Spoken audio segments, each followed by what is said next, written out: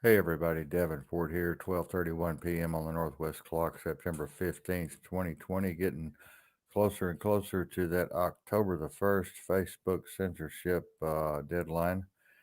I hope all of you are ready for. Many of you are exiting Facebook. I noticed the page over there, Exodus. A lot of people trying to find refuge somewhere where there's not so much censorship. Problem is, it's all owned by Bill Gates or Zuckerberg or one of those other nefarious characters. So it's really hard to find any place where you're not going to be censored, especially on the COVID-19 issue and other very important issues that we like to and need to discuss here. And today we're going to be talking about the Good Samaritan Act, which is something I learned first and foremost at Baylor University when I was taking my EMT course. Is First Samaritan Act, Good Samaritan Act, is what the first thing that comes up in those courses, and it's very, very important to learn. It's very important for us to put the information out about the Good Samaritan Act. If it applies in your state and you don't help someone that's in need, you could be fined or you could go to jail. It's very important to understand the Good Samaritan Act and all of its ramifications and consequences if you don't act to assist someone in need.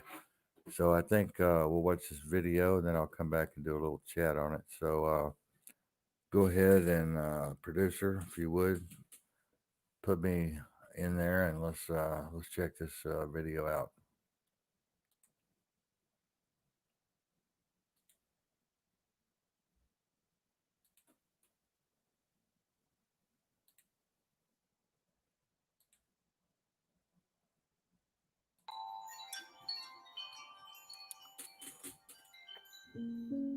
A viral video shows a group of over 80 Good Samaritans forming a human chain on a Florida beach to save a family that had been caught in a riptide and pulled away from the shore.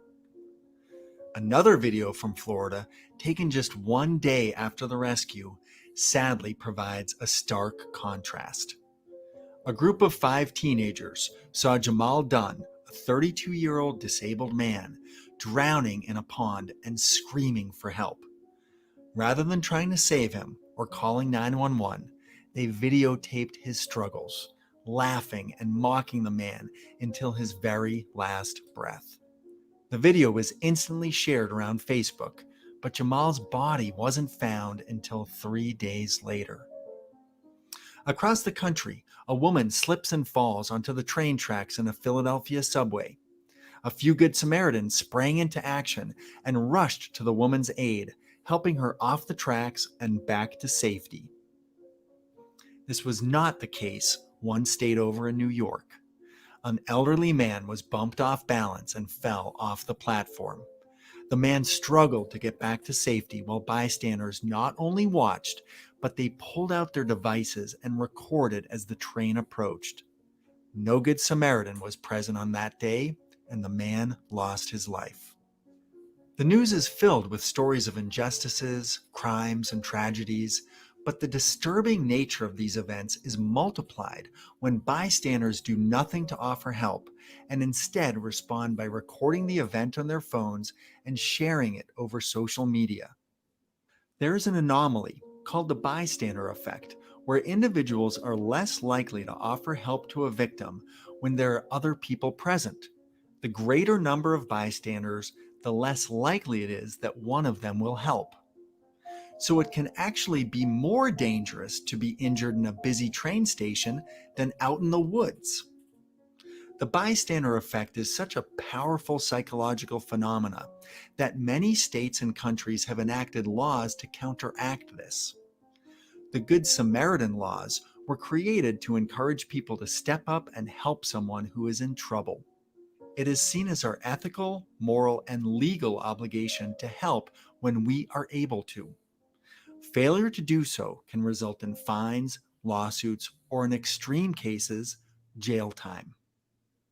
The idea of the Good Samaritan is deeply ingrained in our global consciousness as an idea of someone who embodies virtue and compassion.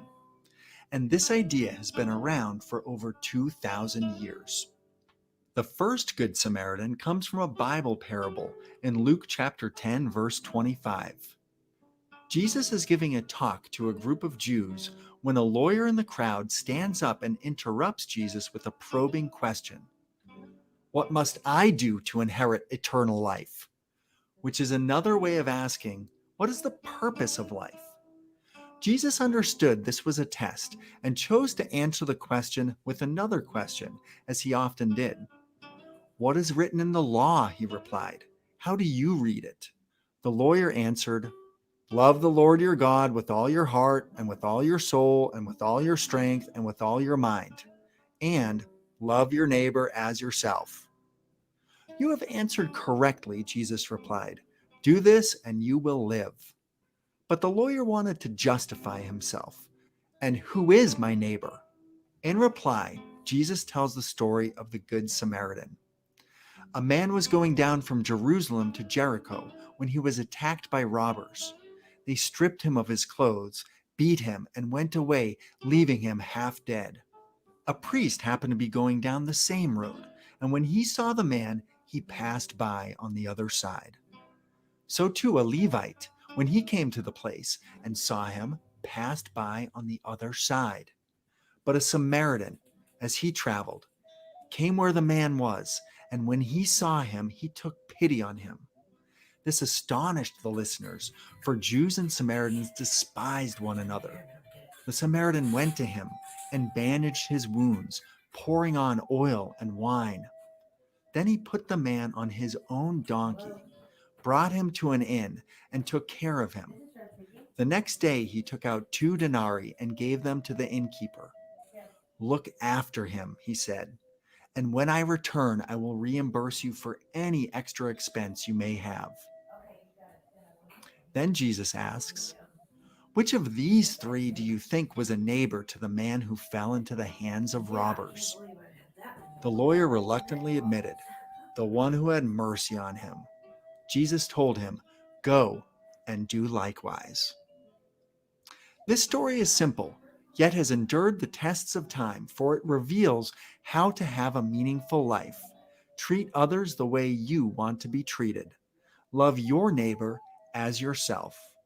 The idea of being a Good Samaritan has transcended religious affiliation and has become a foundation of what it means to be a decent human being.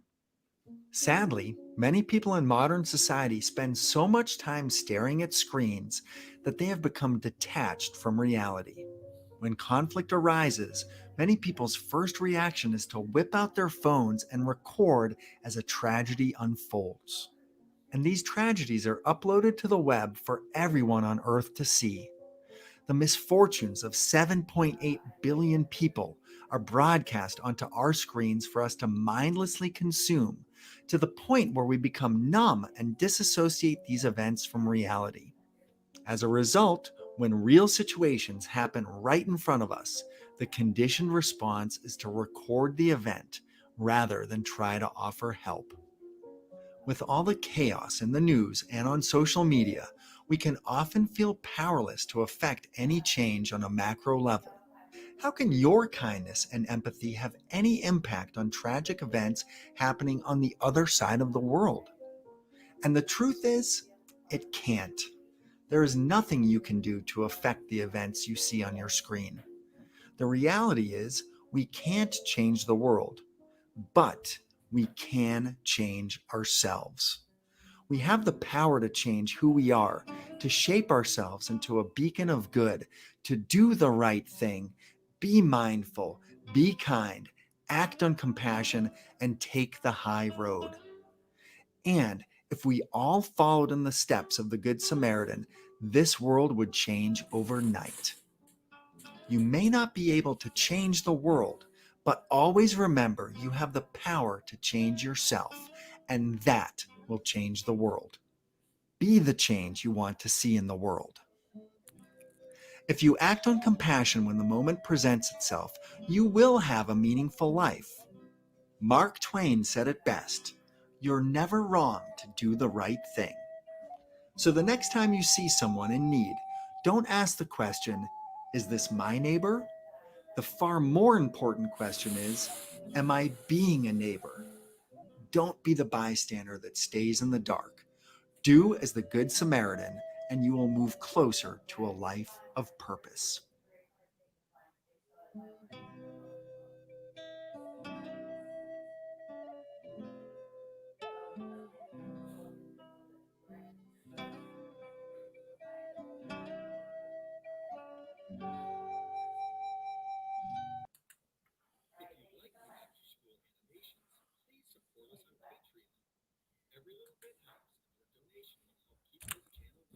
Well, there we go.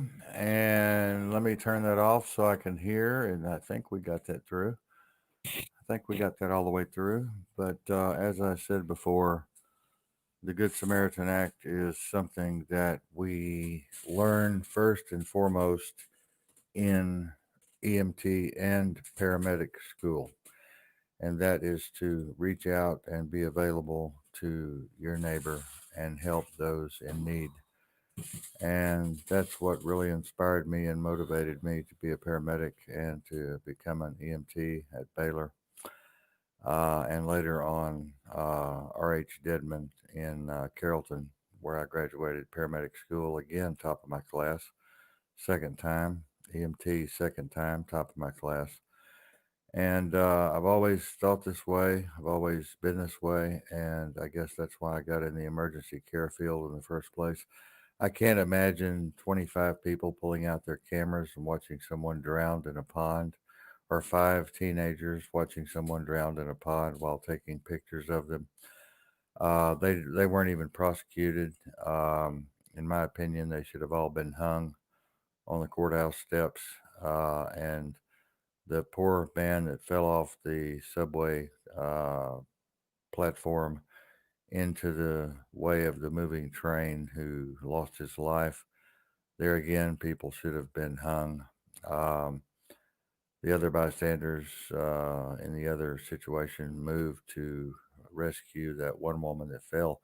You know, we all need to take heed. We all need to be more conscious of our neighbor, conscious of other people, and conscious of those in need, no matter what that need might be. And our world has become very cold, very callous, and we've become very aloof to other people's problems, pain, and suffering. And this is something that definitely needs to change. And I know this video won't make that much of a difference in the way it changes. And I can't change the world. I can only be a better person myself and change who I am and change the circumstances around me. And that's what I intend to do, to keep on doing and have been doing. And Mary is the same way, my soulmate. And we're going to continue to do the best we can with the resources we have. Like buying a pair of shoes. No, we didn't buy any. We gave a man a pair of shoes the other day that were used, that were my shoes, but they were almost like brand new. He was homeless. He'd walked out of his shoes. His feet were bloody and calloused. And we gave him a new pair of shoes along with some first aid equipment and some food to eat. And that was a wonderful feeling. I wish all of you would take heed and do the same. It would make a big difference in the world. And I hope that my voice reaches many of you that will take the ball and run with it and help as many people as you possibly can that you see on the road, along your journey, along your travels, along your path, and help them to help each other. And maybe they will pay it forward and help someone else. Until next time, this is Kiler Davenport, and I will talk to you guys later. Bye bye.